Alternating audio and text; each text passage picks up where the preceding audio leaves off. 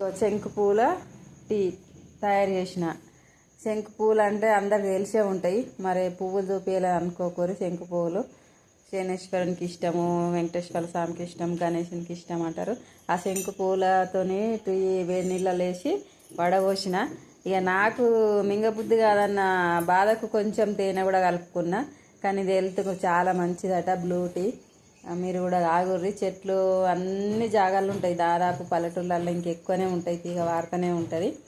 తాగి ఎట్లుందో చెప్పుర్రి. నేను తాగితేనైతే నాకు ఇట్లా మనసు ఉల్లాసంగా అల్కగా అనిపించింది. ఇంతకుముందు కూడా తాగిన, ఎప్పుడో నేను వీడియోలో చూసిన, ముందు చాలా రోజుల కిందట చూసి తాగిన. ఇప్పుడైతే నేను చెప్దాము, నేను తాగింది మరి ఇంకోళ్ళకి చెప్పాలి కదా, నా మాట ఎవరైనా నమ్మటోళ్ళు ఉంటారేమో, నేను తాగుతాయి చూసి అని నేను చేసి తాగుతున్నా. తాగిన తర్వాత చెప్తా, బ్రెయిన్ కూడా మంచిగా అల్కగా అనిపిస్తుంది, షార్ప్.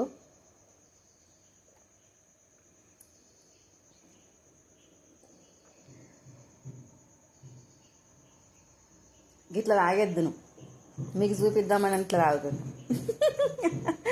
లైక్ చేయర్రి, తాగుర్రి ఫ్రెండ్స్. తాగినాక కామెంట్ చేయర్రి కంపల్సరీ. పువ్వులు దొరికినప్పుడు అయితే తాగుర్రి. పిల్లలకు తాగిపించినా కూడా మంచిదే, థైరాయిడ్కి కూడా పనిచేస్తుందంట. నాకు థైరాయిడ్ వచ్చింది, పోయింది. ఇది తాగిన 2-3 సార్లు. ఇంకా ఇదేదో తినద్దనేటి బంద్ చేసిన, తిప్పతీగ పుల్ల తోమిన. ఇది 2-3 సార్లు తాగిన.